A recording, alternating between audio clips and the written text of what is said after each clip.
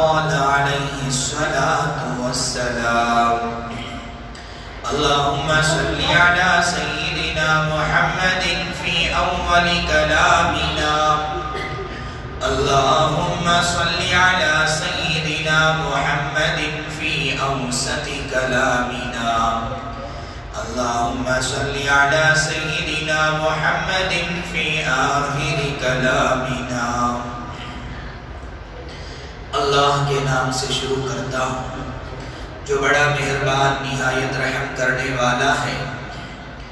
ہر قسم کی حمد و ستائش تمام قسم کی تعریفوں کے لائق وہی ایک اللہ باقی ذات ہے جو ہم سب کا پیدا کرنے والا اور پالنے والا ہے، ساری کائنات کا خالق حقیقی اور ہر ذرے کا مالک و مختار ہے، جو چاہتا ہے وہ کرتا ہے، اس کے کرنے کرانے میں، اس کی قوت و طاقت میں، اس کے روب اور دبدبے میں، اس کے ارادے اور فیصلے میں کوئی اس کا شریک نہیں، کوئی اس کا پارٹنر نہیں، کوئی اس کا ہمسر نہیں ہے۔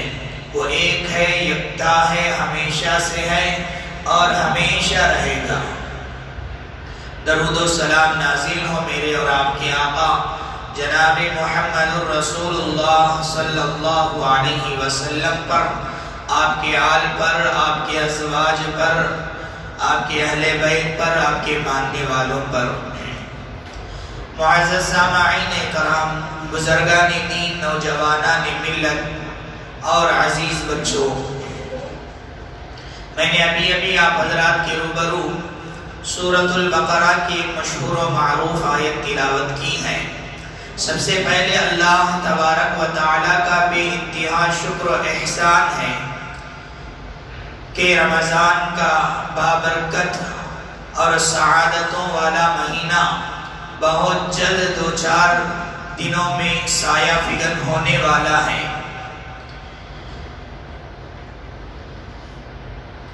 آج کے خطبے میں بطور تذکیر اور یاد دہانی ماہ رمضان اور ماہ رمضان کے روزے اور احکام و مسائل کے تعلق سے آج کے خطبے میں گفتگو ہونے والی ہے۔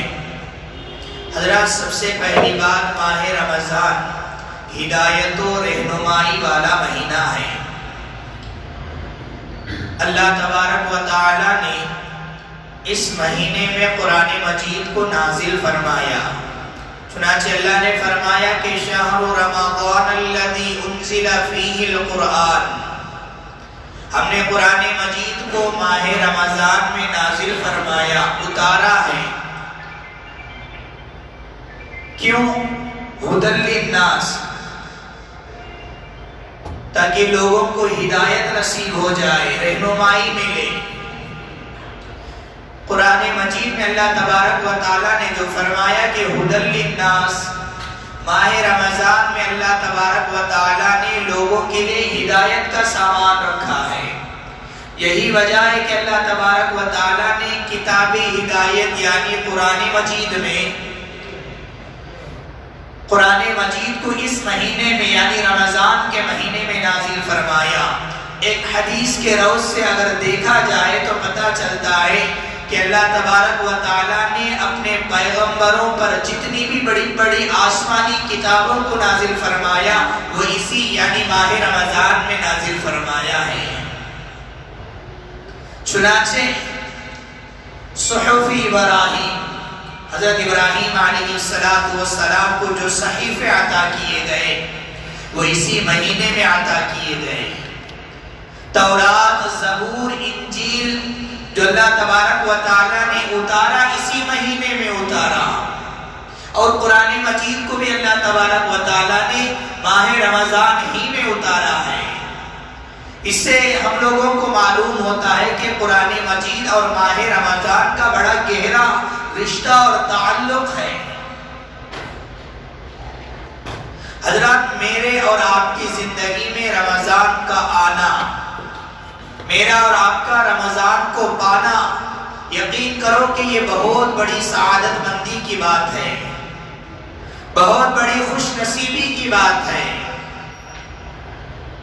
اگر میری اور آپ کی زندگی میں ایک مرتبہ رمضان کا مہینہ آ جائے، یہ اللہ تبارک و تعالیٰ کی طرف سے بہت بڑا انعام ہے۔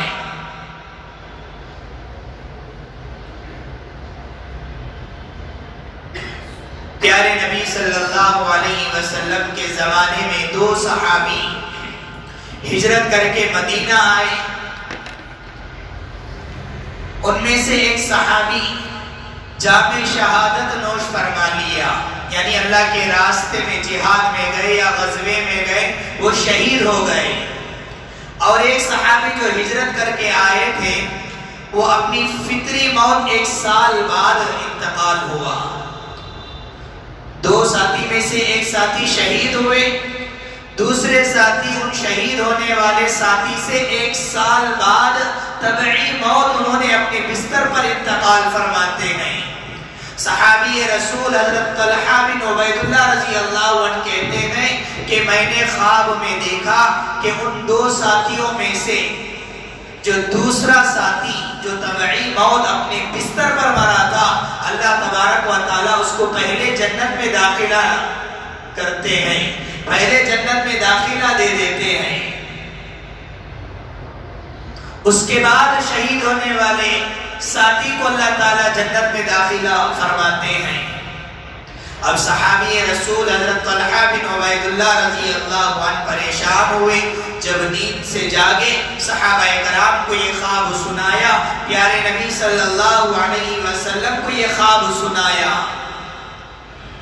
اللہ کے نبی صلی اللہ علیہ وسلم سے کہنے لگے کہ یا رسول اللہ، ہم تو شہید کا مرتبہ سب سے اونچا مرتبہ ہم سمجھ رہے تھے، لیکن جو دوسرے ساتھی شہید ہونے والے ساتھی سے 1 سال بعد جو طبعی موت مرتے ہیں، شہید ہونے والے ساتھی سے پہلے وہ جنت میں چلے گئے۔ پیارے نبی صلی اللہ علیہ وسلم نے صحابہ کرام رضوان اللہ علیہم اجمعین کو سمجھایا کہ دیکھو، جو شہید ہونے والے ساتھی کے بعد 1 سال طبعی موت جو مرا تھا، اس کی زندگی میں رمضان کا مہینہ بھی پایا۔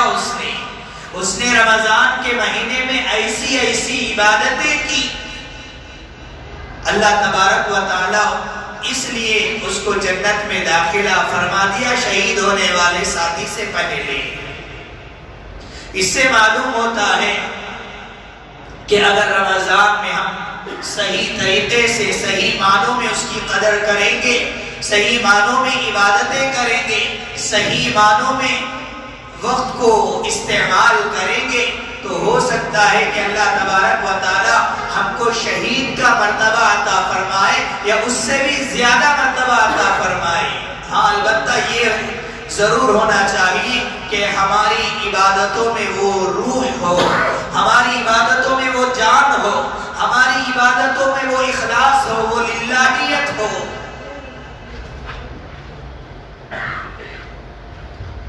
پیارے نبی صلی اللہ علیہ وسلم نے احادیث میں فرمایا، جب رمضان کی پہلی رات آتی ہے تو ایک فرشتہ آواز دیتا ہے کہ یا باغی الخیر اقبل، اے خیر کے چاہنے والے انسان آگے بڑھو،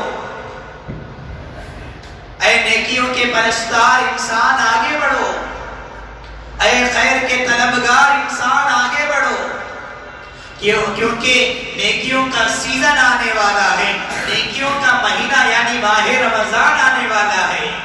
اور اسی طرح جب رمضان کی پہلی رات آتی ہے تو ایک فرشتہ آواز دیتا ہے یا باغی الشر اقصر، اے گنہگار انسان بس کر، اے خطاکار انسان بس کر۔ رمضان کا مہینہ آ چکا ہے، اب تو سدھر جا، اب تو باز آ جا، تیری زندگی سے یہ شراب و کباب کی مجلسیں اب تو ختم ہو جانی چاہیے، تیری زندگی میں نمازوں سے دوریاں اب تو ختم ہو جانی چاہیے، تیری زندگی سے مسجدوں سے دوریاں اب تو ختم ہو جانی چاہیے۔ اس کے بعد اللہ تبارک و تعالیٰ ایسی رحمتیں برساتا ہے، ایسی برکتیں نازل فرماتا ہے، اللہ تبارک و تعالیٰ ایسے بے شمار جہنمیوں کو نجات فرماتا ہے جو اب تک جو جہنمیوں کی فہرست میں تھے، اللہ تبارک و تعالی رمضان کیا شروع ہوا، بے شمار جہنمیوں کو اللہ تعالیٰ نے نجات عطا فرما دیتے، جنت میں داخلہ فرما دیتے ہیں۔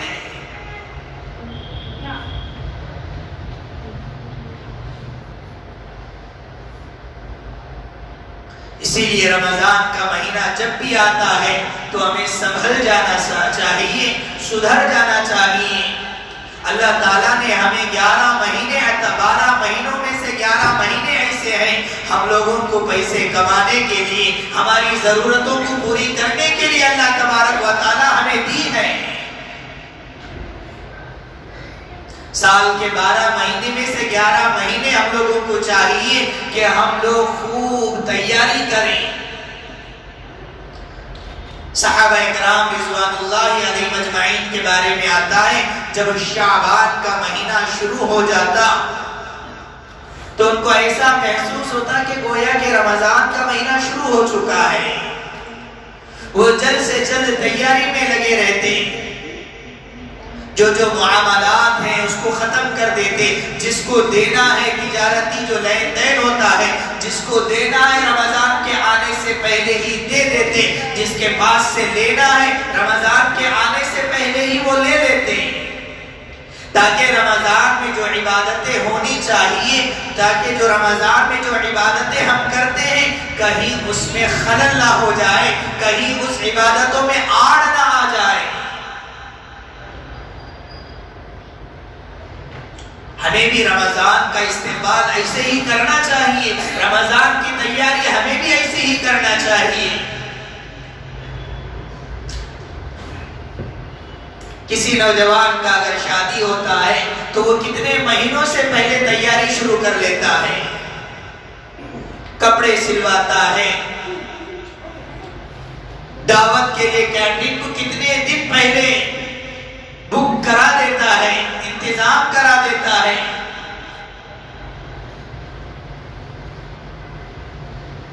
ہر چیز کی تیاری وہ شادی سے پہلے کر لیتا ہے، تو ہمیں چاہیے کہ اس سے بھی زیادہ ہمیں رمضان کا اہتمام کرنا چاہیے۔ رمضان کے خوب اہتمام کرو، رمضان کی خوب تیاری کرو۔ ایک نوجوان نے مجھے فون کر کے پوچھا، تاریخ معلوم کیا کہ حضرت رمضان کا 20 تاریخ کب آتا ہے، یعنی 20واں رمضان کب شروع ہوتا ہے، 21 کب شروع ہوتا ہے، کیونکہ اس نوجوان کو اعتکاف میں بیٹھنا تھا۔ آج کے اس دور میں بھی بہت سارے نوجوان اللہ کے بندے ایسے بھی ہیں جو اس کی فکر کرتے ہیں کہ میں اعتکاف میں بیٹھنے کے لیے پہلے ہی سے تیاری کروں۔ اب کی بات نہیں کہہ رہا ہوں، ایک مہینہ پہلے کی بات میں کہہ رہا ہوں، شعبان سے پہلے کی بات کہہ رہا ہوں۔ ابھی شعبان کا مہینہ شروع نہیں ہوا، ابھی رمضان کا مہینہ شروع نہیں ہوا، اس نوجوان نے پہلے ہی سے معلوم کر رہا ہے کہ میں رمضان میں جو رکاوٹیں ہونے والی ہیں پہلے ہی سے میں ان رکاوٹوں کو ختم کر دوں، تاکہ رمضان جب آ جائے میں پورے انہمام کے ساتھ، پورے یکسوئی کے ساتھ، پورے توجہ کے ساتھ میں روزہ رکھوں، میں تراویح پڑھوں۔ جب اعتکاف کا وقت آ جائے، مسنون اعتکاف کا ایام آ جائے، تو میں کمر کس کے اعتکاف میں بیٹھ جاؤں۔ کیا ہی اچھا ہوتا ہم میں سے ہر ایک کو ایسی فکر ہوتی۔ ہم تمام کو چاہیے کہ اس کی فکر ہمیں کرنی چاہیے۔ حضرات، نماز کے سلسلے میں حدیث میں ایک بات کہی گئی کہ جب بھی تم نماز پڑھو تو یہ سمجھ کر پڑھو کہ یہ میری زندگی کی آخری نماز ہے۔ آپ ظہر کی نماز پڑھ رہے ہیں تو یہ سمجھ کر پڑھو کہ یہ میری زندگی کی آخری نماز ہے۔ اس کے بعد جو نماز آنے والی ہے نماز عصر، میں نماز عصر تک پہنچ پاؤں گا، اس کی کوئی ضمانت نہیں، اس کی کوئی گارنٹی نہیں ہے۔ 3 گھنٹے کے بعد آنے والی جو نماز عصر ہے اس کے بارے میں ہمارے لیے ضمانت نہیں ہے، اس کو گارنٹی نہیں ہے۔ تو یہ احساس ہمیں رمضان کے مہینے میں بہت زیادہ ہونا چاہیے۔ ایک رمضان کا دوسرے رمضان کے آنے کے درمیان 11 مہینے کا وقفہ ہوتا ہے۔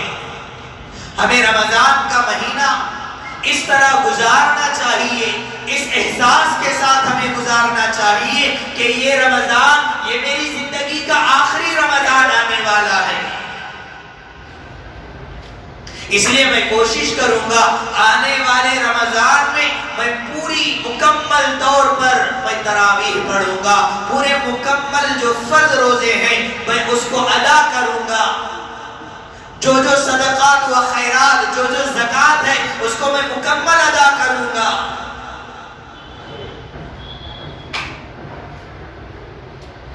رمضان کے تعلق سے یہ ہمیں احساس زیادہ ہونا چاہیے۔ حضرات اسی طرح سے ماہ رمضان کی جو عبادتیں ہیں، کتاب و سنت میں ماہ رمضان میں جو عبادتیں کرنے کی ہمیں تعلیم دی ہے، ماہ رمضان میں ہمیں ان عبادتوں کو معمور رکھنا چاہیے، ہمیں عمل پیرا ہو جانا چاہیے۔ سب سے پہلی چیز ماہ رمضان میں فرض روزے۔ اللہ تبارک و تعالیٰ نے رمضان کے روزوں کو فرض فرمایا، فرض قرار دیا۔ یا ایھا الذین آمنوا کتب علیکم الصیام کما کتب علی الذین من قبلکم لعلکم تتقون۔ اے ایمان والو، تم پر رمضان کے روزے فرض کیے گئے ہیں۔ یہ ایسا نہیں ہے کہ صرف تم پر رمضان کے روزے فرض کیے گئے ہیں، بلکہ ایسا نہیں، بلکہ تمہارے سے پہلے جو امت گزری ہے ان پر بھی یہ روزے فرض کیے گئے تھے۔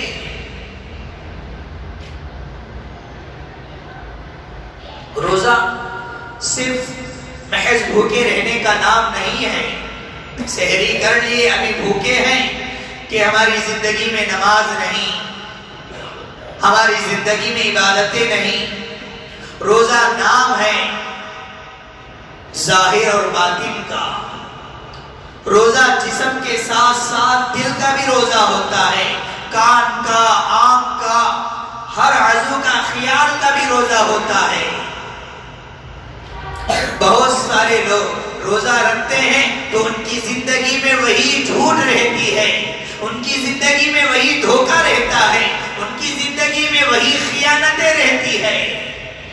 پیارے نبی صلی اللہ علیہ وسلم نے فرمایا من لم يدع قول الزور والعمل به فليس لله حاجة۔ پیارے نبی صلی اللہ علیہ وسلم نے فرمایا جو آدمی روزے کی حالت میں جھوٹ بولتا ہے، اللہ تبارک و تعالیٰ کو ایسے بھوکے اور پیاسے رہنے والے شخص کی کوئی ضرورت نہیں ہے۔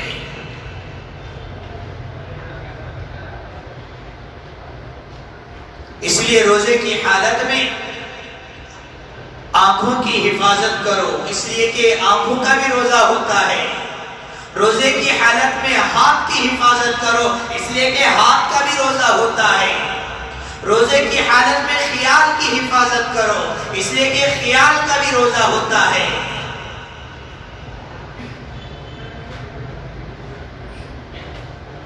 شیطان کا ہمیشہ سے یہ معمول رہا ہے دھوکہ دینے کا کہ انسان کو ابھی تو وقت باقی ہے، ابھی تو زندگی باقی ہے، ابھی کمانا ہے، ابھی ارمانے ہیں، ابھی خواہشیں ہیں، تو اس سال کا رمضان موسم گرما میں آ رہا ہے، اس سال روزہ رکھنا، کیا آئندہ سال دیکھیں گے؟ شیطان اصلاح مستقبل کا حوالہ دے کر زمانہ حال سے غافل کرتا ہے۔ بعد میں کریں گے، آئندہ کریں گے، آئندہ سال روزہ رکھیں گے، آئندہ سال تراویح پڑھ لیں گے، آئندہ سال زکوٰۃ نکالیں گے،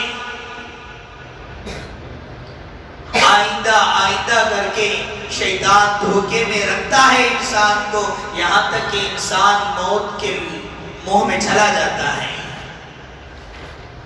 اس لیے اگر نمازی بننا ہے تو ابھی سے بنو، روزہ رکھنا ہے تو اسی رمضان سے رکھو۔ اللہ تعالیٰ نے آپ کو صحت دے رکھی ہے، توانائی دے رکھی ہے، طاقتیں دے رکھی ہے، پتہ نہیں آئندہ صحت برقرار رہے گی یا نہ رہے گی۔ اس لیے جو بھی کرنا ہے ابھی سے کرو، نمازی بننا ہے ابھی سے بنو۔ اور اسی طرح سے حضرات، ماہ رمضان میں جن عبادتوں کی ہمیں پابندی اور اہتمام کرنا چاہیے وہ تراویح کا اہتمام کرنا چاہیے۔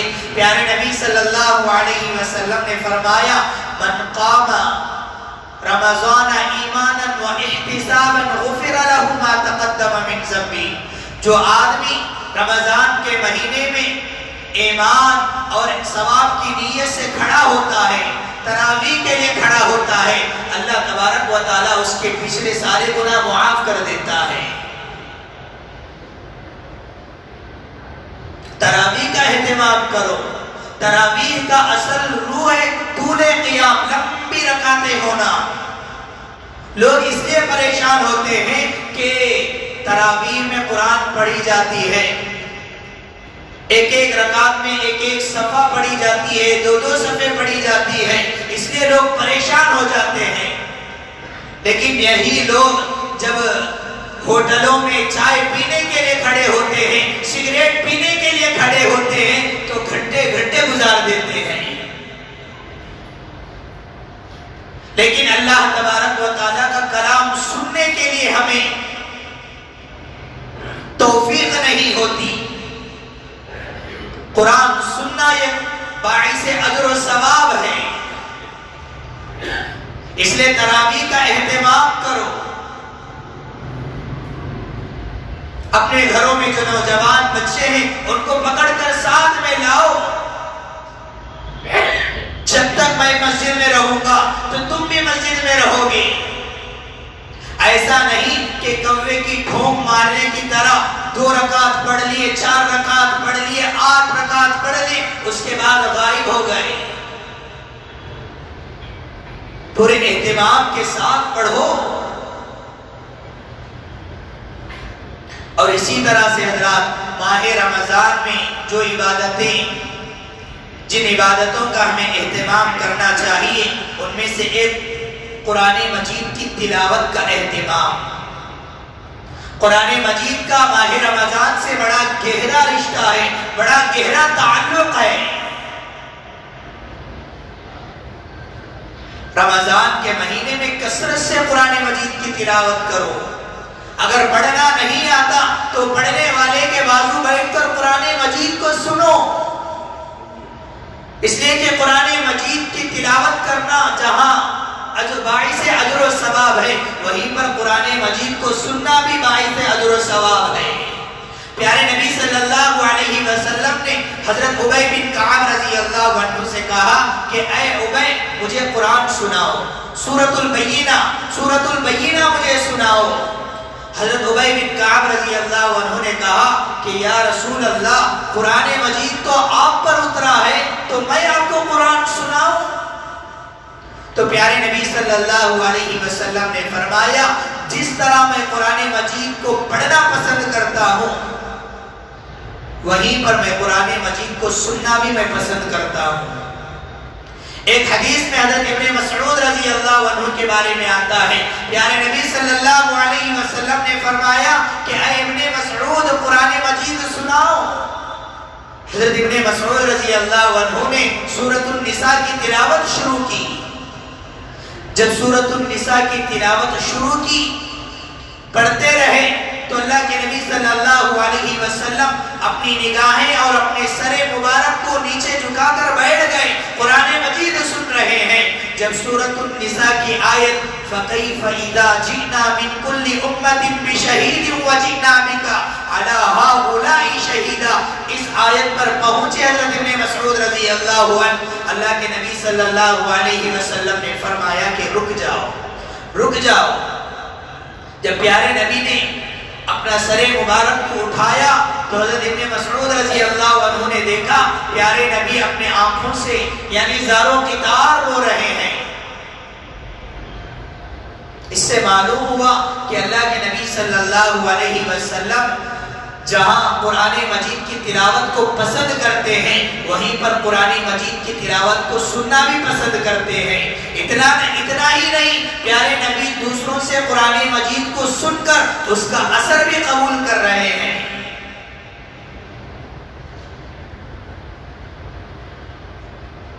اور اسی طرح سے حضرات ماہ رمضان میں جن عبادتوں کا ہمیں اہتمام کرنا چاہیے ان میں سے صدقہ و خیرات کا اہتمام بھی کرنا چاہیے۔ اس لیے صدقہ و خیرات یہ غریبوں کی ہمدردی کا تقاضا کرتا ہے۔ اگر ہم صدقہ کریں گے، اگر ہم خیرات دیں گے، اگر زکوٰۃ نکالیں گے، وہ غریب، وہ مسکین، وہ یتیم، وہ بیوہ، وہ لاچار لوگ بھی رمضان کی تیاری کرنا شروع کریں گے۔ وہ ان لوگوں کے لیے بھی افطاری کا کچھ انتظام ہو جائے گا، ان مسکینوں، ان بیوہ، ان یتیموں کے لیے بھی کچھ سحری کا انتظام ہو جائے گا۔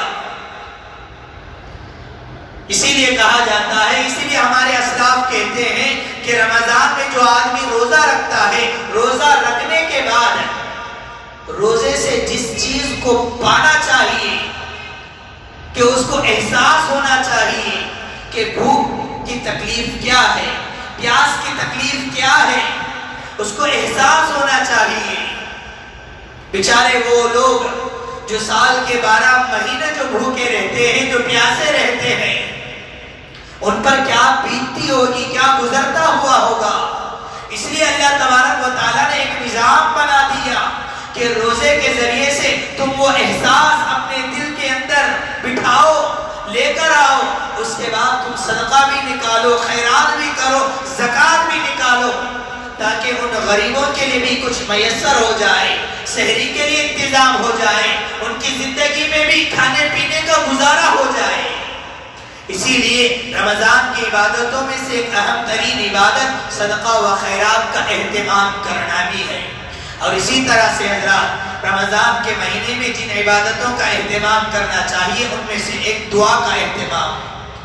اسی لیے اللہ تبارک و تعالیٰ نے سورۃ البقرہ جو میں نے خطبے کے آغاز میں جو آیت تلاوت کی، شہر رمضان الذی انزل فیہ القرآن، اس کے بعد فوراً اللہ تعالیٰ نے فرمایا وَإِذَا سَأَلَكَ عِبَادِي عَنِّي فَإِنِّي قَرِيبٌ أُجِيبُ دَعْوَةَ الدَّاعِ إِذَا دَعَانِ فَلْيَسْتَجِيبُوا لِي وَلْيُؤْمِنُوا بِي لَعَلَّهُمْ يَرْشُدُونَ۔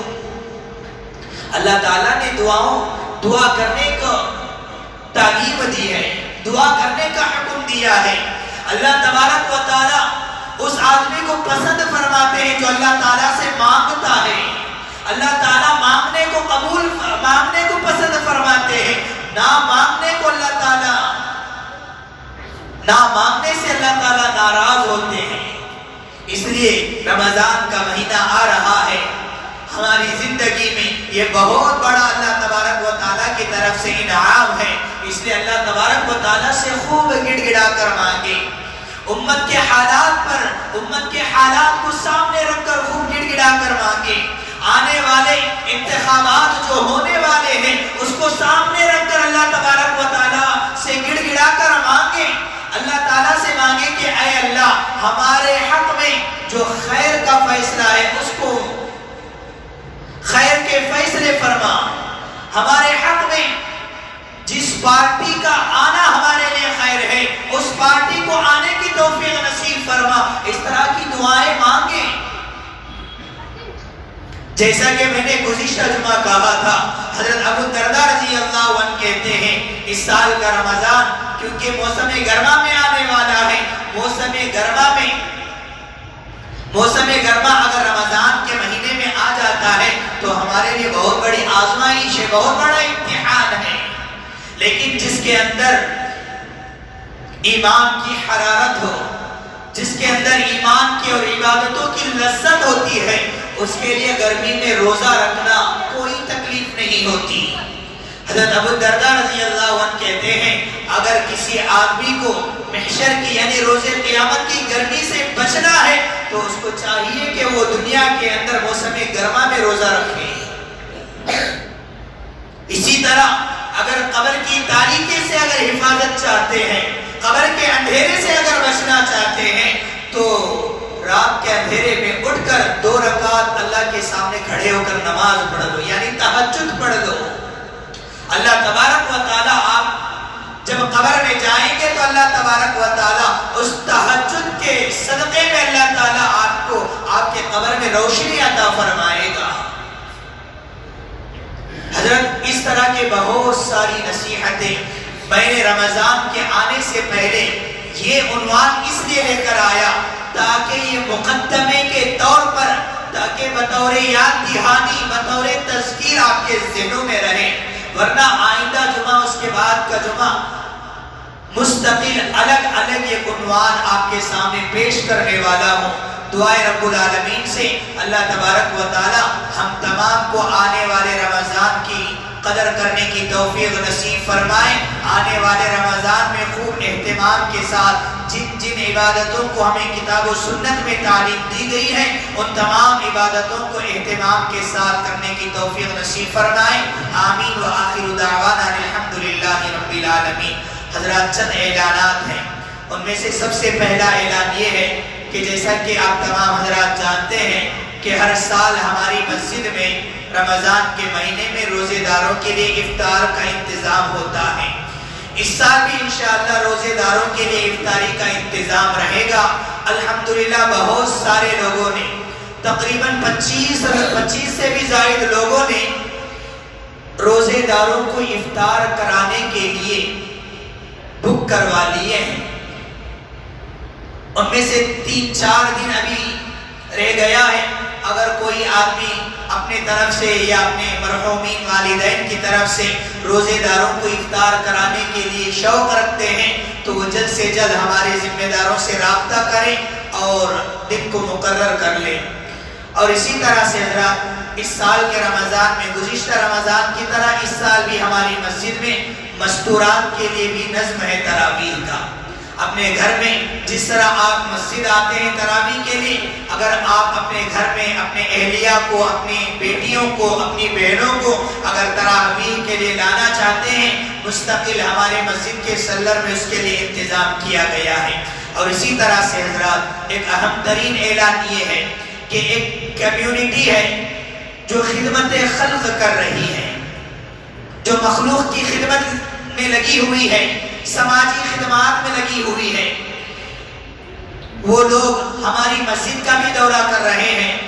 اگر آپ حضرات کے گھروں کے اندر آپ کے کوئی ایسے کپڑے ہیں جو آپ کے مستعمل نہیں ہیں، آپ کے استعمال میں نہیں ہیں، چاہے آپ کا ہو یا آپ کے بیٹیوں کا، آپ کی اہلیہ کا، آپ کی بہنوں کا، اگر کپڑا ہے، پرانے کپڑے آپ اس کو استعمال نہیں کر رہے ہیں تو ایسے کپڑوں کو آپ جمع کر کے، صاف صفائی کر کے، آئرن کر کے، مردوں کا کپڑا الگ کر کے ایک بیگ بنا دیں اور عورتوں کا کپڑا پیک صفائی کر کے، آئرن کر کے اس کو پیک کر کے بنا دیں، ہماری مسجد میں لا کر رکھ دیں۔ جو لوگ، جو کمیونٹی ہیں، آپ کے جو بیکار چیزیں ہیں، جو آپ کے اسکراف چیزیں ہیں، وہ غریبوں کے لیے کام آ سکتا ہے۔ آپ کی بیکار چیز غریبوں کے لیے باکار ہو سکتا ہے۔ اس لیے آپ سے عاجزانہ گزارش ہے، التماس ہے کہ جو بھی آپ کے گھروں کے اندر جو بیکار آپ کے استعمال میں نہیں ہے، ایسے کپڑوں کو آپ پیک کر کے ہماری مسجد میں لا کر رکھیں تاکہ وہ کمیونٹی لوگ، وہ کمیونٹی جو خدمت کر رہے ہیں، وہ لوگ غریبوں میں تقسیم کریں۔ اور اسی طرح سے حضرات ہمارے روہنگیا کے رہنے والے 2 ساتھی، 2 مسلمان بھائی آئے ہوئے ہیں۔ آپ جانتے ہیں کہ برما اور روہنگیا کا حالات کیا ہے، مسلمانوں پر جو ظلم ڈھائے جا رہے ہیں، وہاں کا ماحول ہم ہر وقت نیوز میں اور سوشل میڈیا میں دیکھتے رہتے ہیں۔ وہاں کے مسلمانوں پر تو جو ظلم و بربریت کا جو پہاڑ ٹوٹ رہے ہیں ہم بخوبی جانتے ہیں۔ بہت سارے مسلمانوں کو، بہت سارے جو مرد ہیں، عورتیں ہیں مسلمانوں میں، ڈیٹینشن سینٹر میں جا کر ڈال دیا گیا ہے۔ ان میں سے بہت سارے لوگوں کو، اگر ان میں سے ایک آدمی کو بھی اگر اس ڈیٹینشن سینٹر سے اگر نکالنا ہے، تقریباً 35,000 روپے اس کے لیے خرچ ہوتے ہیں۔ وہ روہنگیا کے برما کے رہنے والے جو ہمارے مسلمان بھائی ہیں، دینی بھائی ہیں، آپ حضرات کی خدمت میں آئے ہوئے ہیں. آپ تمام حضرات سے گزارش ہے کہ ان کے ماں بہنوں کو ڈیٹینشن سینٹر سے نکالنے کے لیے آپ تعاون کریں. زیادہ سے زیادہ اپنے نام سے، اپنے مرحومین کے نام سے صدقہ و خیرات، اگر زکوٰۃ ہے تو وہ بھی دے سکتے ہیں. اللہ تبارک و تعالیٰ آپ کے دینے کو قبول فرمائیں.